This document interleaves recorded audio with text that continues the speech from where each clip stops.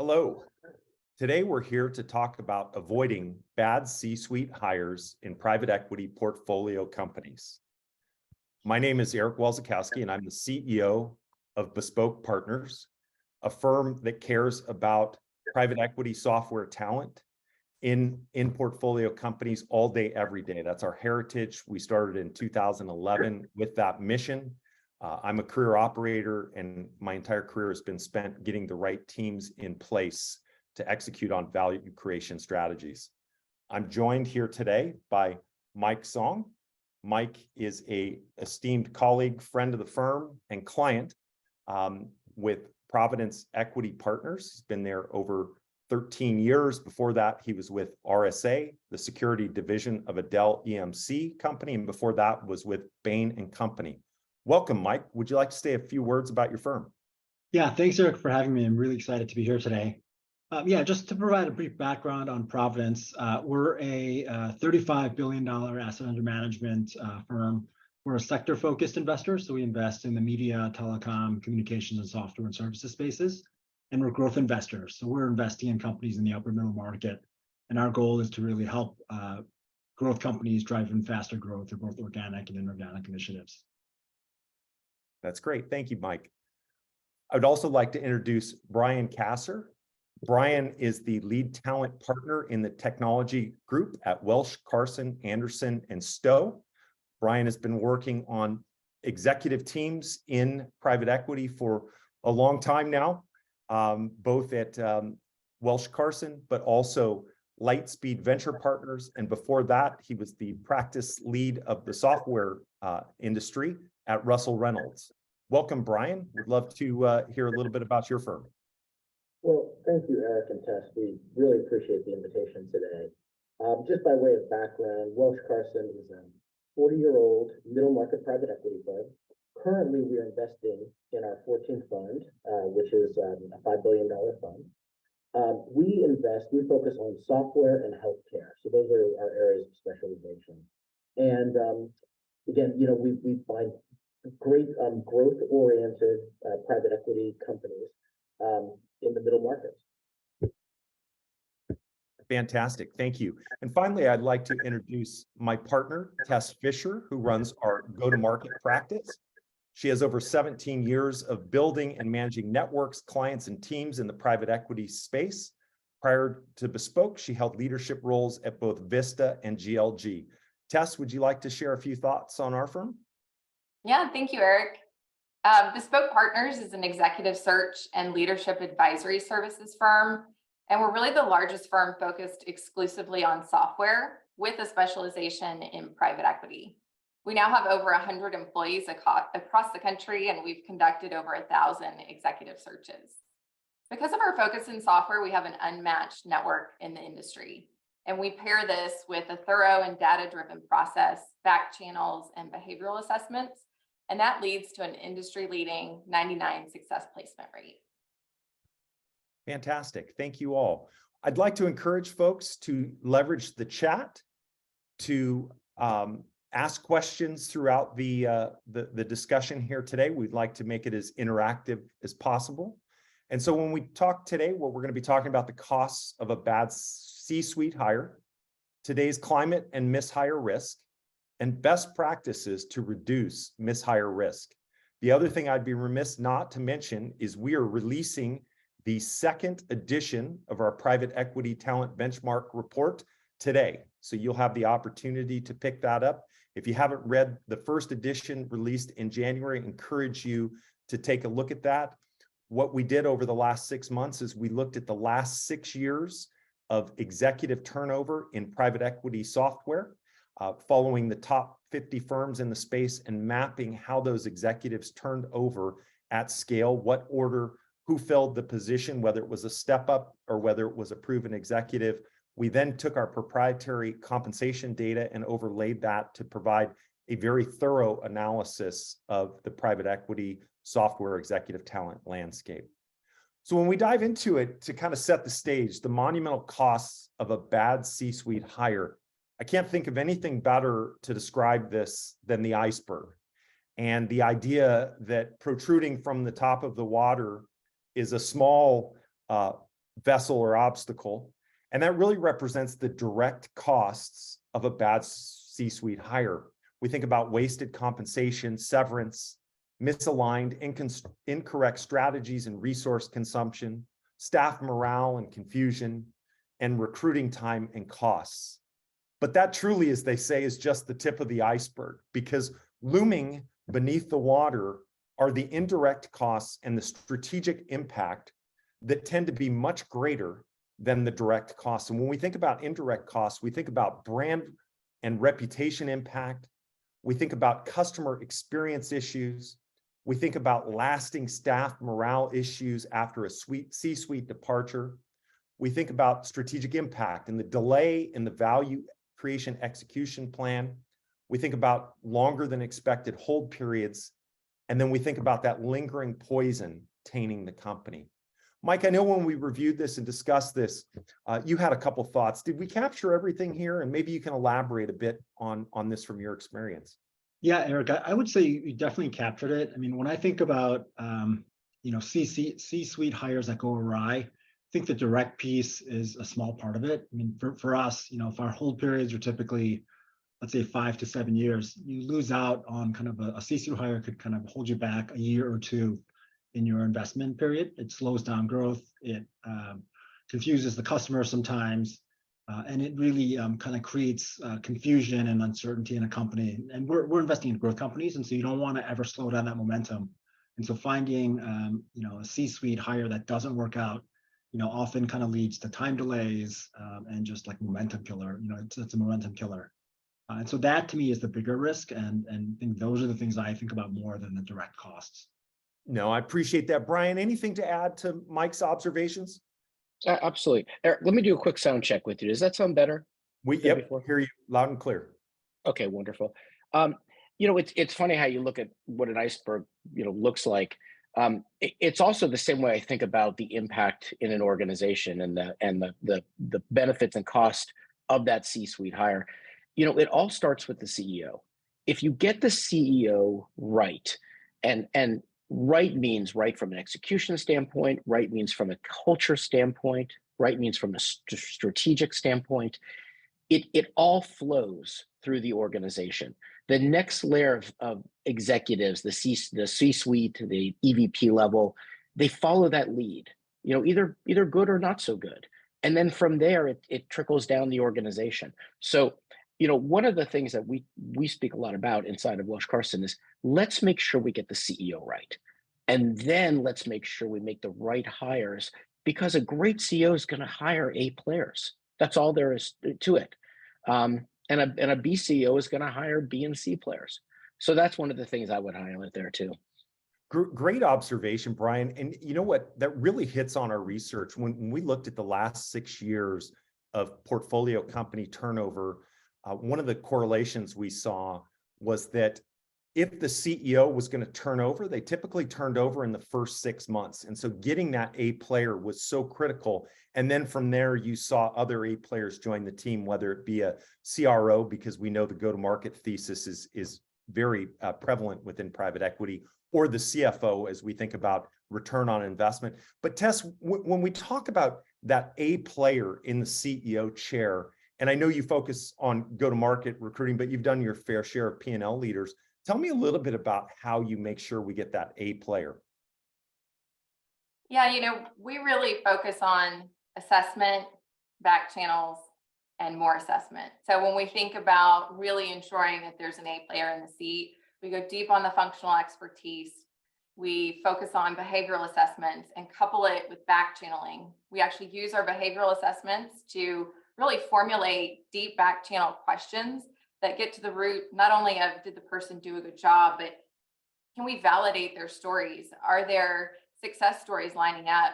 How do they react under stress? We really, really go deep to ensure that what they're telling us and what they're saying they've done is actually what happened in market and how others view them. Fantastic. Well, I appreciate the thoughts there. So as we move forward, one of the things, we'll take a brief snapshot of one of the charts that was included in our first private equity report. And as I mentioned, we looked at the last 6 years of executive turnover, but what you'll see here is actually the last 3 years of executive turnover by quarter overlaid by the deal volume. And so what we see is a direct correlation between deal volume and turnover. And so you see in Q2 of 2021 that deal volume hit a high. And then what you see is a lag of approximately 6 months where turnover started to spike in the executive chair. And I think Brian had pointed out earlier today that the definition of turnover spike really is the announcement of a new executive of the role. And so one of the things to think about is when additional executives or the turnover spikes, the actual tightness in the labor market is greater. So there are more folks that are after less executives when you think about that. And what we saw in 2021 truly is a seller's market for talent. And that resulted in OTE comp packages for C-suite executives rising about 16% from 2018 to 2022. In fact, in 2021, we actually saw a spike in go-to-market executives, particularly that CRO role, that actually, for the first time in a long time, outpaced OTE for the CEO role. That is back in line now, and so the CEO is actually top drawer today. But that spike did happen in 2021, and again, direct correlation with go-to-market as part of that private equity thesis. That said, Brian, I talked about this spike in the seller's market in 2021, and wow, that's a tight market for talent. But I think you shared an observation that we might always be in a seller's market for what we want. That's correct, Eric. I think one of the things really to share here is hiring has become very, very sophisticated. There's more tools to use from a data and a science standpoint. There's a tremendous amount of information out there on the executive world, and there's just more competition. There's more private equity firms. There's more deals. Hiring is really, really challenging now, and because of that, you have to think very distinctly about how you're going to figure out who the best people are and how you're going to get them in your organization. If you look at a chart like this, it kind of tells me two things. One, sometimes the turnover spike is the tide going down. When the tide goes down, as we've seen in the market for the last year and a half or so, folks look for solutions. And a lot of times the way to look for a solution is replacing an executive. You may not actually be solving the problem. You've actually, maybe just, changing up something that, really is a market factor, and you still had a pretty good person in the role. It's something to consider here. And then the second thing to think about in a situation like this is the best people, are always the best folks out there. That doesn't change. And in a market like this, even when there's big turnover and the markets are down, there's not typically more supply of great executives. There's a massive demand for the best executives in the market, and there's always going to be a fight for that talent. No, I appreciate those comments. Tess, in your recruiting efforts, how do you think about dealing with a seller's market? What are the strategies you use to create a larger cast of characters to choose from? Yeah, and I think one of the key takeaways in my daily conversations on this slide is that the dip in the market does not create cheaper, more available, easier go-to-market talent specifically, right? So I hear a lot of times, well, isn't it turning? Aren't there are more candidates? Aren't they going to be cheaper? And the answer is no. I mean, I think we can argue that every strategic growth initiative you can name depends on the people to make it happen. And you add the dry powder that's in the market, the candidate market, the seller market, the tight market's not going to go away for a while. So to answer your question in terms of some of the things that we're doing, we're really having conversations with our clients about expanding the talent pool. How can we get creative in the scorecard? How can we push it a little bit? Everybody wants a unicorn, but how can we really dig deep, make sure that we're aligned on what we're looking for, but then be able to deploy some creativity and flexibility in the search process? Mike, is that consistent with what you're seeing? And are you open to some of that creativity and flexibility in the process? Totally. I mean, in our business, it's really about finding the best managers, the CEOs and their teams. So it's always a seller's market, and therefore it kind of necessitates creativity.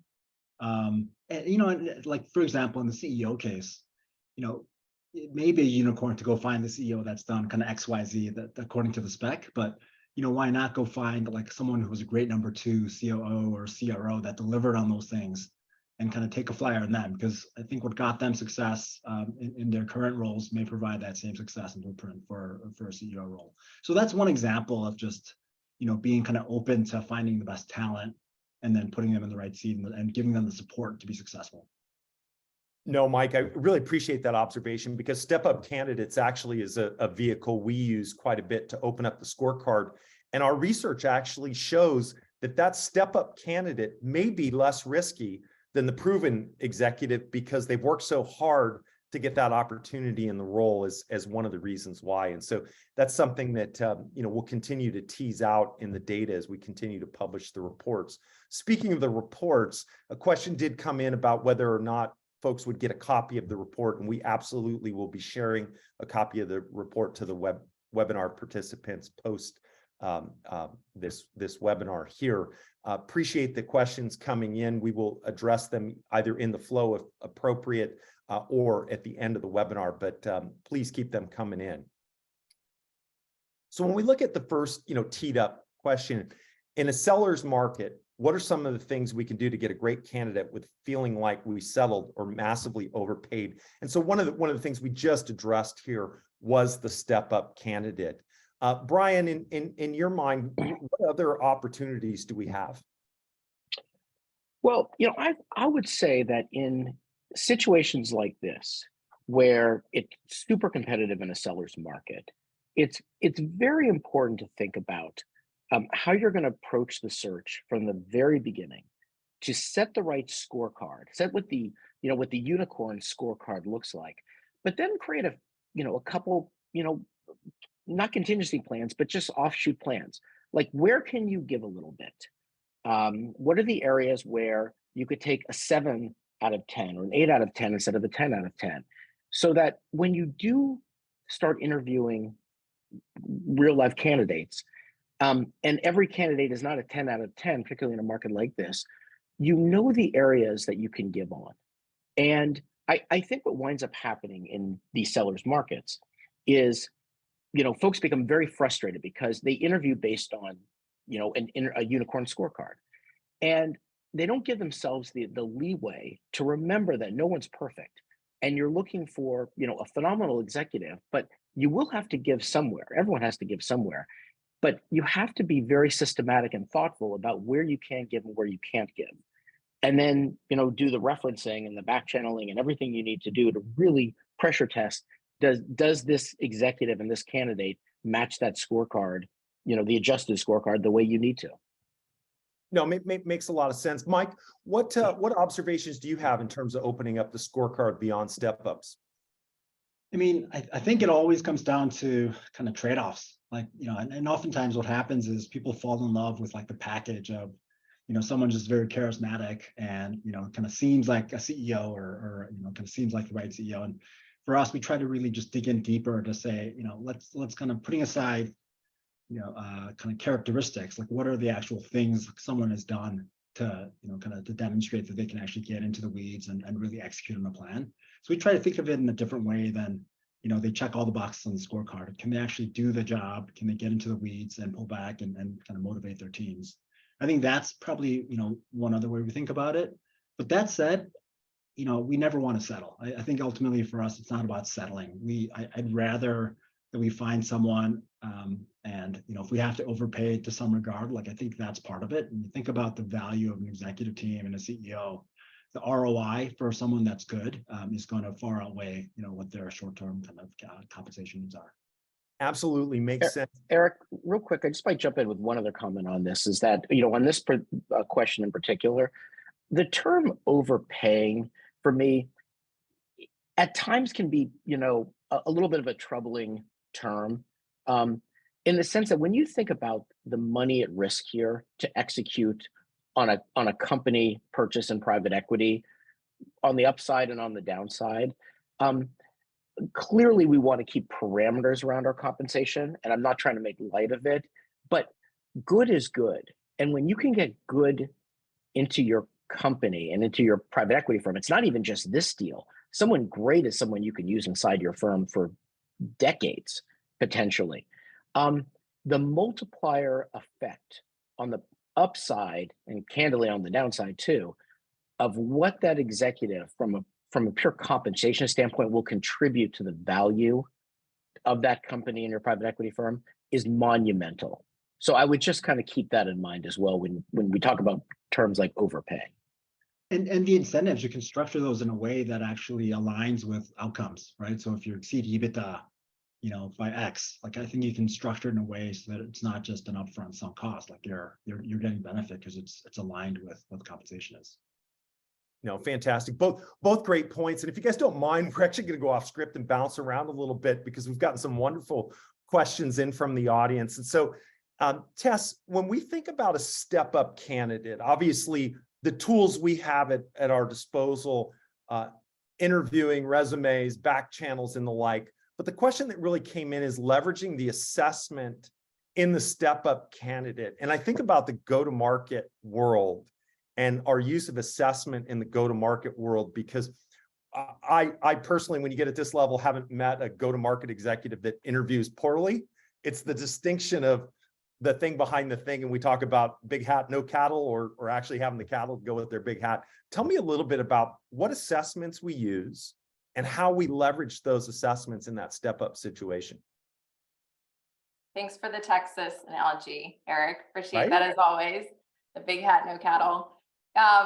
Yeah, so when we think about assessment, it's really in 3 phases. We've talked quite a bit about the functional assessment, the scorecarding, how we deploy creativity in the scorecarding.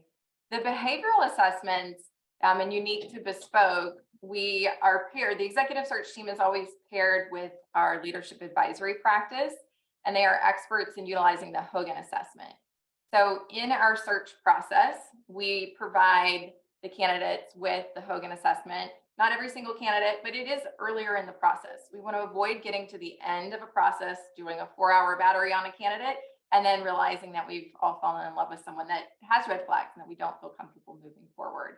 So we'll utilize the Hogan assessment early in our process. And for those of you that may not know, Hogan is a behavioral assessment.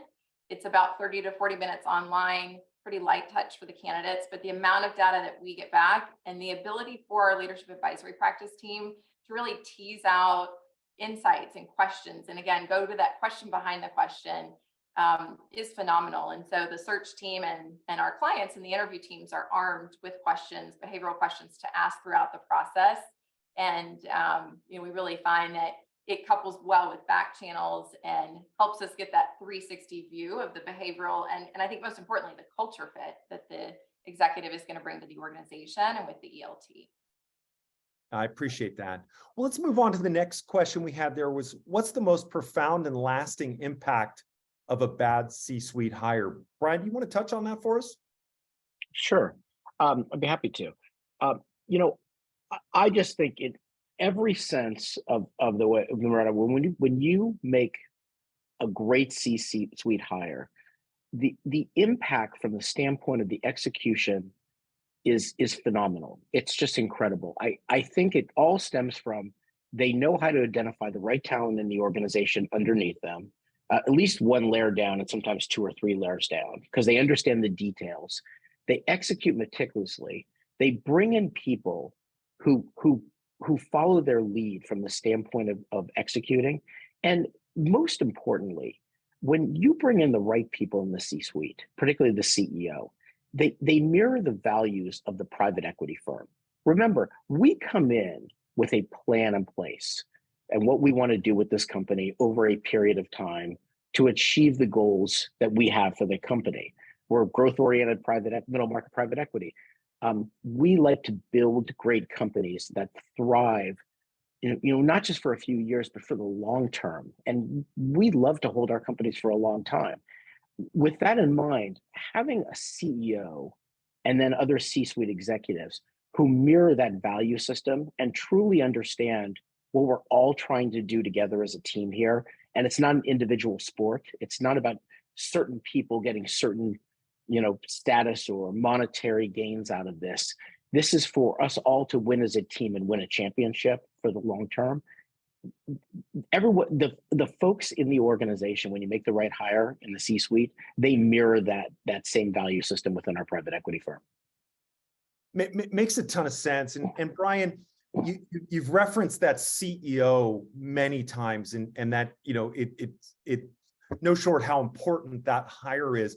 Mike, maybe you can do a spin on this. We got a question from the audience about the investment thesis and hire or investing in a company that has a team / CEO versus replacing the CEO. And how does that manifest at Providence? Yeah. So for us, you know, we are back. Our philosophy is we're really partnering with management, and we're backing management as often as we are backing our companies. So when we make an investment, we're making, you know, we're saying we're partnering with you, CEO. We believe in kind of what you're building, and you know, we're not looking to replace that CEO day one. We're growth investors, and when we look at our investments, we're looking at growth companies, and the CEO has already kind of grown the company, and we're trying to kind of take that to the next level of growth with our expertise and capabilities. So we're really backing management. And so the question for us is not, are we going to replace you, CEO? It's more of, how can we help you bolster your team so that you can drive faster go-to-market, so that you can drive a faster M&A strategy? So how do we get kind of additional folks to actually get you from, you know, say 50 to 100 million revenue to 200 to 400 million? And so that's how we think about it. No, I appreciate that. And I'm going to come back to this and pull this thread a little bit, but I want to hear from Brian. How do you think about the same question? How do you think about the team going in versus, you know, the bringing in the new CEO post-acquisition? Well, I think we very much mirror, you know, the way, Mike, you described Providence doing it. You know, when you make an investment, you know, the best companies, you feel great about the management team. You feel great about the direction the company has been going, and the execution and the strategic, you know, view of that management team that you're partnering with. Now, you know, sometimes where you're trying to get to over the next 3 to 5 years can change. It's not good or bad. It's just different. And I think that everyone coming in understanding, look, here are the goals over 3 to 5 or more year period that we would like here at Welsh Carson with this company. Here's what we'd love to see the management team do. And let's see how much, you know, can be done in the current state that we purchased the company in, and then what needs to be tweaked, what needs to be adjusted a little bit here and there. But you know, a great company that we purchase that we think can get even better and become phenomenal is largely because they had great management behind them for a long time. No, I appreciate that. And Mike, we're going to get back to the resourcing in a minute, but boy, the chat is just blowing up with assessments. And so what I'd love to hear from you is how you all lever assessments, and we're talking behavioral assessments, in the investment process to determine whether or not this is the right team to back. Yeah, I mean, you know, I think I credit Bespoke because one of the things that we often use is the Hogan assessment. And when we work with Bespoke, it's such a great tool to have and gives you kind of additional insights to inform how you approach the interviews. And so I think it's, you know, we do kind of those sorts of behavioral assessments. The other thing that we started to do more of is this notion of how do you trial somebody? Like, you know, it's ideal, like in a perfect world, you can't, you know, you'd want to give someone a tryout. Can't necessarily do that in a company setting. But when we do an interview process, we're often showing them up front, like here's the last 3 board decks, here's kind of what the company's strategy is, and then having them give their view and really putting themselves kind of in the shoes of whatever role they're interviewing for, and getting some insight into like how are they actually tactically going to address, you know, some of the key issues and what's their strategy going forward. So really trying to get into their, you know, kind of case study mode as opposed to just asking a bunch of questions about the personality. No, makes a lot of sense. How about you, Brian? Oh, I agree with Mike completely there. I believe interviewing and hiring has become so much more sophisticated in today's world than it was, you know, even 5 years ago or 10 few decades ago. If you think about the combination of not just doing the standard interview itself, but to layer in that case study almost presentation where you can actually see the dynamics of that executive that you're interviewing and how they work with the team. To take that and layer that into the ability to use assessment, whether it's, you know, a Hogan or maybe it's a behavioral interview, but that really works. And then you layer into that the deep referencing that can either validate what you've come to realize or believe in the candidate, or uncover things that might be different. I think the combination of those three things in particular have taken, you know, our approach to interviewing to a whole new level and allowed us, you know, to really do a much better job of knowing what we're getting at the end of a search. No, I think that makes a ton of sense. And Tess, you know, we've referenced the sophistication of the interview process, leveraging behavioral assessments, case studies, and data. We had a user challenge whether that has really resulted in success for us. And I think we've put our money where our mouth is in our industry-leading 2-year guarantee. But maybe you can talk a little bit about how those three things come together to drive, take a data-driven process to get the right executive. Yeah, you know, I think you've hit the nail on the head, right? It's the functional expertise, it's the behavioral expertise, and then it's what we call the kind of strategic expertise or assessment. With the strategic case studies, we're often looking for what metrics are the candidates going to bring to the table to really ensure that their teams are successful. What resources do they think they need from a human capital, cash, IT perspective? Really have them talk through, you know, money is not just going to be laying around. You've got to come in and really know your resources and what you need to be successful.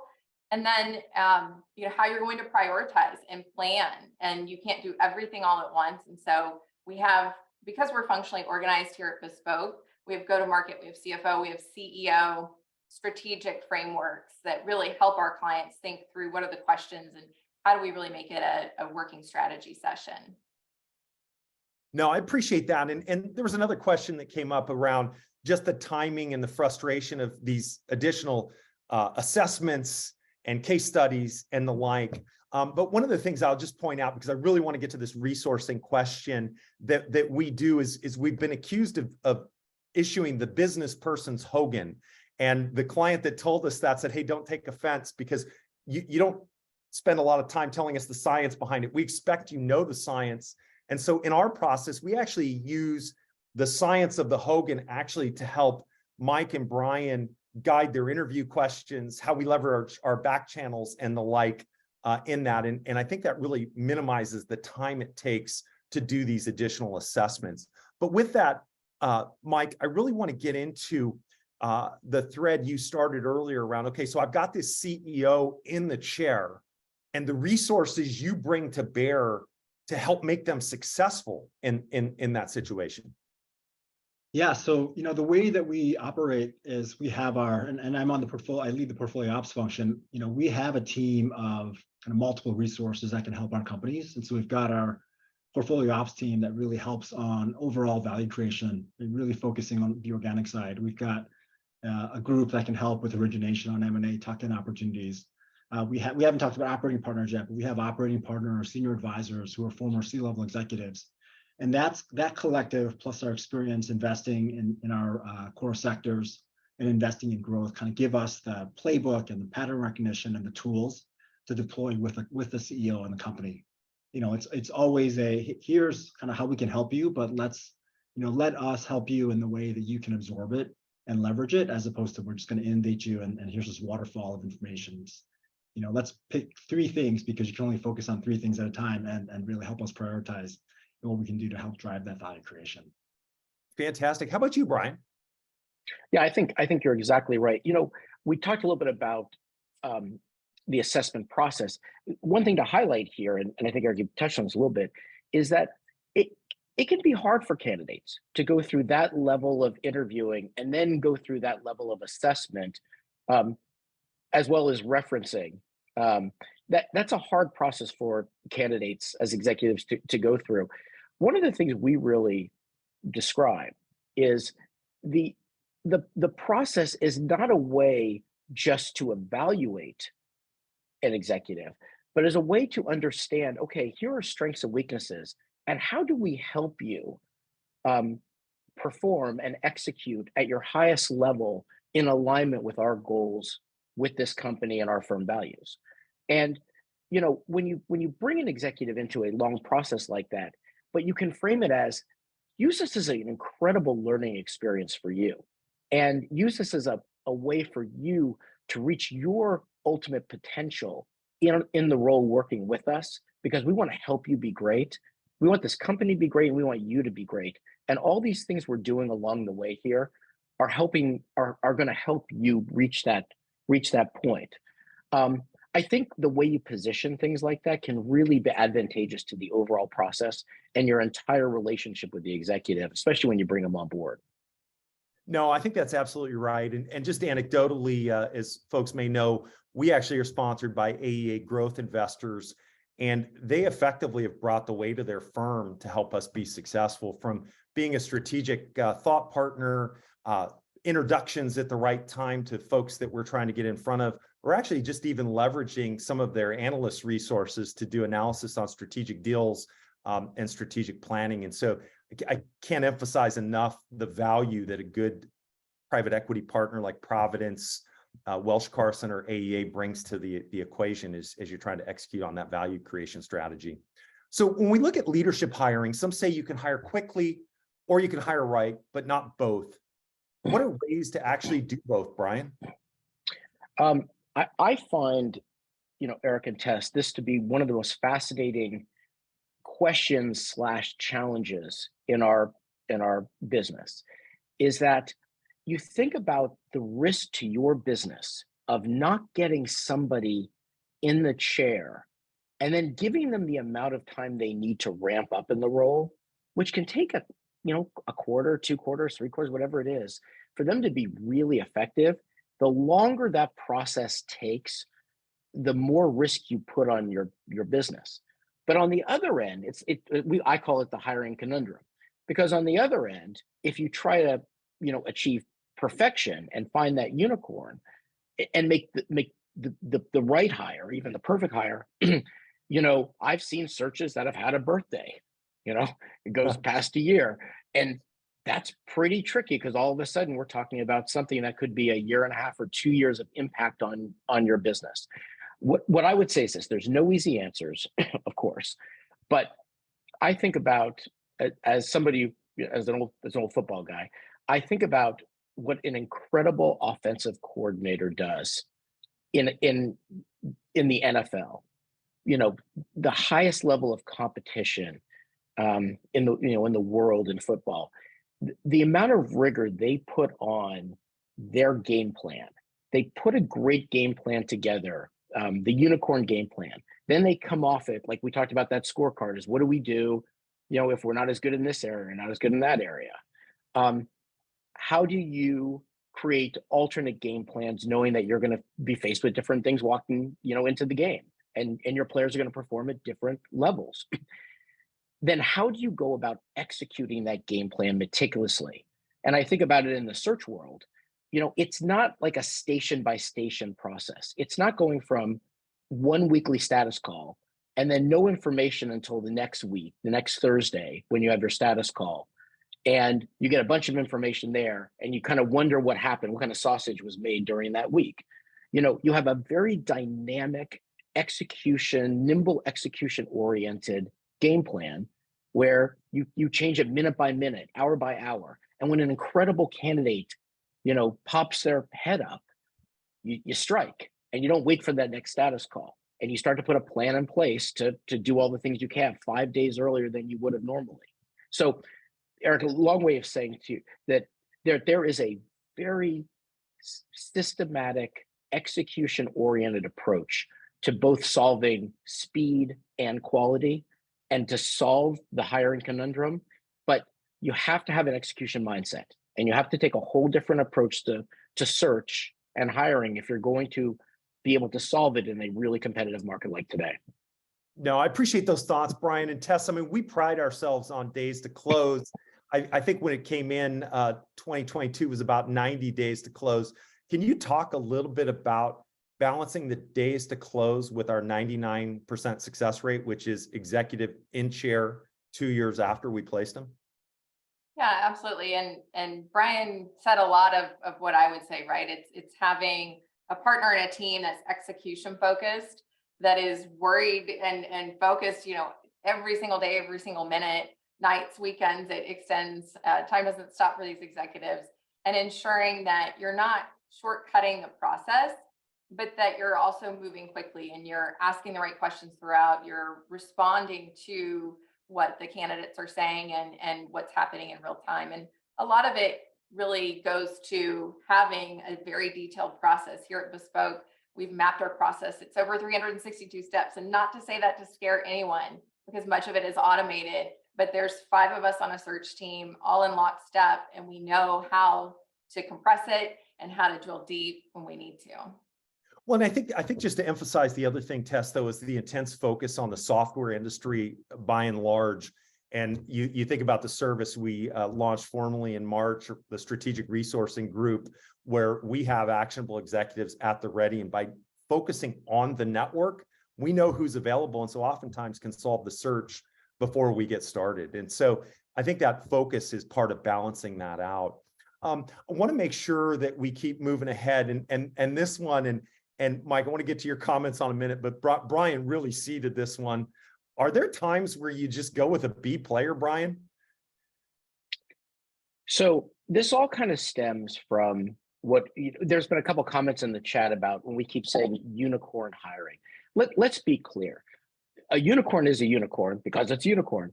Like, it's next to impossible to get. When you make a scorecard for a hire or for evaluating what you need to maximize that role, I'd come off the unicorn world, make a scorecard that's achieves greatness, but is also achievable in going out to find somebody who can do that. Okay, so it's a scorecard of excellence, maybe not unicorn. But Eric, this goes back to this point here. If you create a scorecard of excellence, and then you back that off just a little bit and see where could you compromise on the scorecard? Where could you take those 7 out of 10s in the categories, and what categories, are uncompromising? It has to be a 9 or 10 out of 10. But if you think about the combination of attributes to have that slightly backed off scorecard, and all of a sudden you look at your team and you see somebody who you've kind of labeled a B player, but you actually do the work to map them to that scorecard, that backed off scorecard, they may not be a unicorn, they not be the perfect candidate, but mapped to that backed off scorecard, they can be pretty good in achieving what you need to with that company for your firm. And so I would say it doesn't always happen that you back into staying with a B player, but a lot of times, let's just say maybe 30% of the time, 40% of the time, that B player really isn't a B player. They could be a B plus or A minus player. You just have to understand the trade-offs of what they're good at and what they're not, and how that marries to what you need. Mike, what are your thoughts on this topic? Yeah, I mean, well said, Brian. I was going to mention the trade-offs thing because if you think about B players, to me, the lever is either you do everything in an average manner or in a B manner, and that's just kind of the highest achievement, or it's candidate has 8 out of 10 elements of the scorecard, and you have to choose what you're going to pick. Often in the real world, that's what happens, right? You've got 10 elements of the scorecard, and 8 of those are like, yeah, this person absolutely has done it, can do it again, great culture fit, but they don't have these 2 things, and whatever it is. And I think sometimes you overweight all those 10 elements, and you have to really kind of weight it so that you're, both realistic and kind of saying, hey, this person doesn't have these 2 things, but our operating partner can help them with kind of this 9th thing, and Providence can help them with this 10th thing. And so I think we're gonna, this is someone that can be successful if provided the right resources. Mike, you mentioned culture, and culture fit as a key driver to this. And that's something that is near and dear to our heart when we think about, we're not just hiring qualified executives, we're hiring qualified executives that can execute the investment thesis and, importantly, complement the current culture. Tess, a question came up in the chat around this. So do you want to talk about how we do that, leveraging the assessments? Yeah, absolutely. So we talked a little bit about utilizing the Hogan assessment in the search process and with candidates. but our leadership advisory practice actually teams with us to provide or to assess the existing executive leadership team with the Hogan assessment.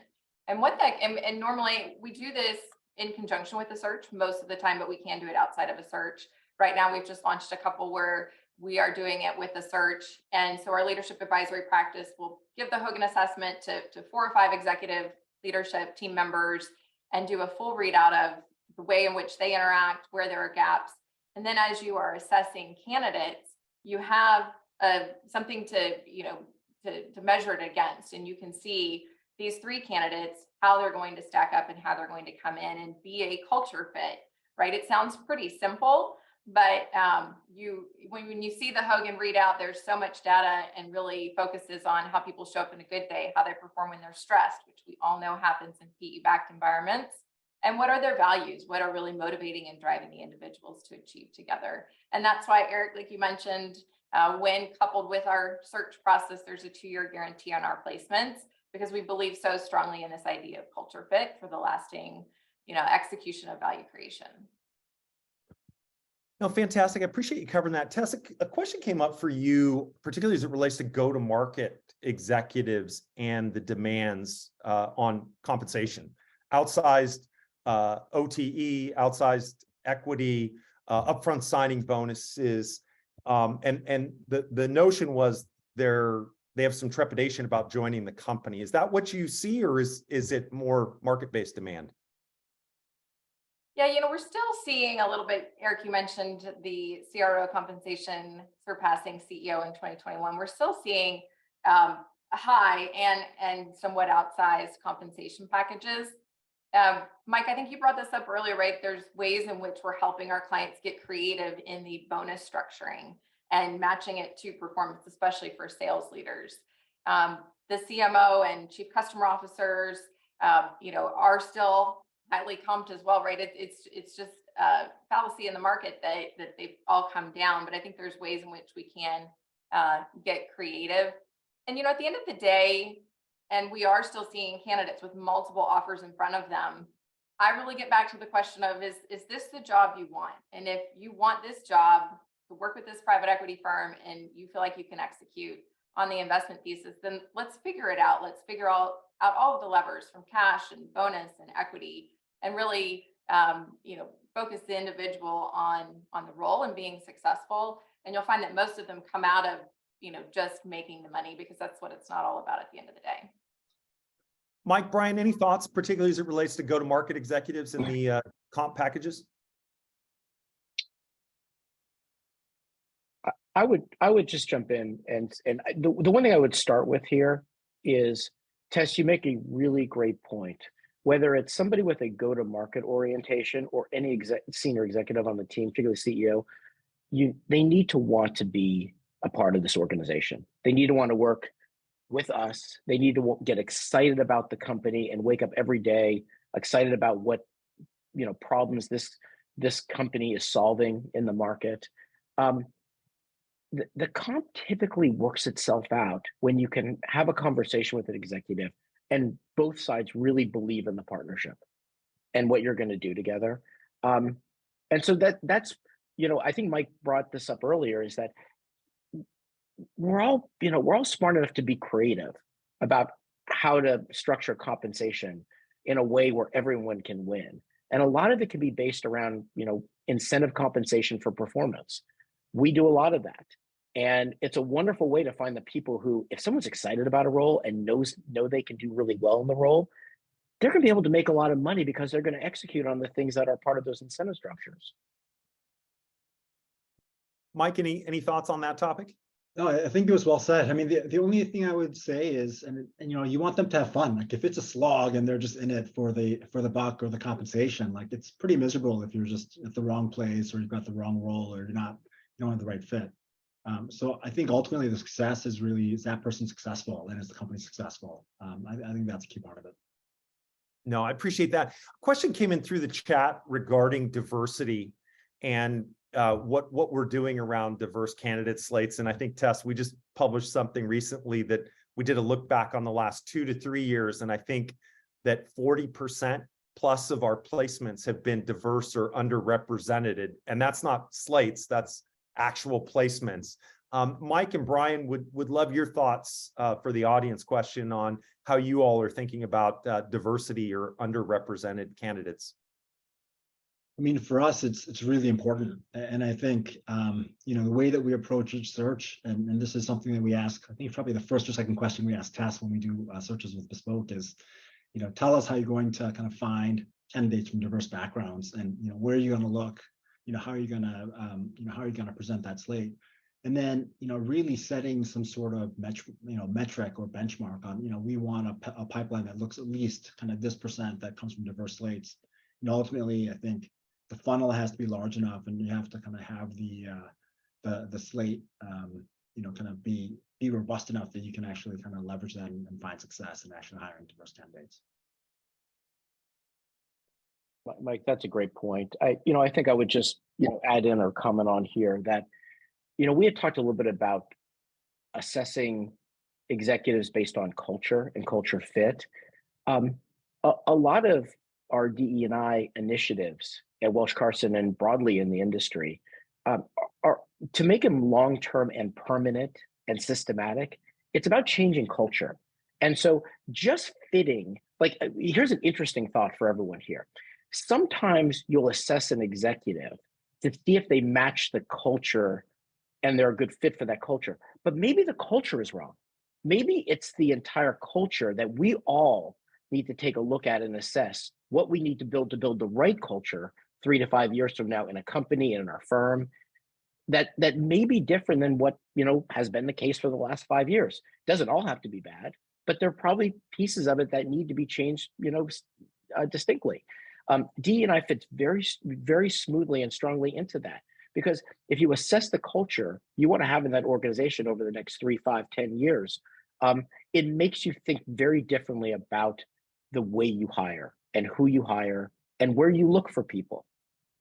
It changes the entire nature of the search relationship, and it changes the whole way, like we work with Bespoke on our searches, on the candidate slates that we see for our companies based on that culture we want to achieve in the company. No, I appreciate those thoughts. And clearly there's more work for all of us to be doing down this strategy. But the important thing is we're talking about it, we're moving forward, and we're asking the hard questions, Brian, you said, around the culture. And what are we trying to accomplish for the future, and what mark that we want to make? Speaking of mark you want to make, we agreed that we were going to wrap this up on a positive note. I think we've had a very lively discussion around the current state of the market, the cost of a bad C-suite hire. Let's go around and just give me your top strategy for mitigating the risk of a bad hire. And maybe Brian, we'll start with you. Sure. What I would say is I find everything in the world today to be an incredible balancing act between art and science. The more tools we have at our disposal and the more information we have means just more data. And we've seen it just exponentially expand, our reliance on data and our belief that data gives all the answer. Art is still very important. We all have a lot of experience, and I've been in the search industry for over 2 decades now in some way, shape, or form. Thousands and thousands of interviews and lots of hires. That still matters. That that perspective and the ability to really just not just say what does the data say and what does the resume say, but what are the things behind the curtain that we really need to think about, and we're going to find out through referencing other things. So I would just emphasize that when everyone does their hiring, try to find that right combination of art and science, and to go ahead and do the right processes and make those right hires. Mike, how about you? Yeah, we just had the Boston Marathon here yesterday, and it kind of reminded me, like, you always have to run your own race. And for us, regardless of the market landscape, regardless of all those things and the externalities, like, you have to run your own race. So it's, never, always set a high bar. Like, we always set a high bar for ourselves. We're not going to settle for a candidate just because the market's tight. It's what are the things that are most important to us? And then where are the gives? Like, where can we, kind of give them potentially and help support the candidate through our own resources, and then ultimately, support them as best we can, and just never settle. No, I love that idea of running your own race and focusing on what you can control. It's an old baseball term, Brian, control the controllables. But I also love the idea on the science and the art. And that's what we talk about all the time, is that by having the data, we get to paint with all of the colors in the palette as opposed to just some of them. But Tess, I'll leave it to you. What closing thoughts do you have on mitigating the risk of a bad hire? I really focus on specialization. And so if you think about Bespoke, we're focused industry-wide in software. We have a strong base in PE clients. We're focused functionally. And that'll drive you to a network. And most importantly, the relationships. The relationships, like Eric said, help early on. If you're thinking, maybe I need to replace this person, maybe I don't. Who else is out there in the market? We have a network, and we can help you understand what that market looks like before you invest in a full search. Once we get to the search, we're then able to, talk to the right people, get the back channels. But if you don't have that specialization and you don't have that focus and really the partner, you tend to be all over the place, and it takes quite a bit longer. And the bad hire may show up in there. So I always go back to specialization and just being really true to the end market. Fantastic. Well, I appreciate everybody attending today. One of the things that I do want to do is make you aware, check out the Private Equity Talent Benchmark Report that will be released after this meeting. Brian, Mike, thank you for being great friends, partners, collaborators as we continue to try to move the private equity talent needle. Tess, as always, thanks for being a good partner in crime and collaborator on this journey. Thanks to Hunt Scanlon for hosting a wonderful webinar. And I wish you all a wonderful day and strong hiring.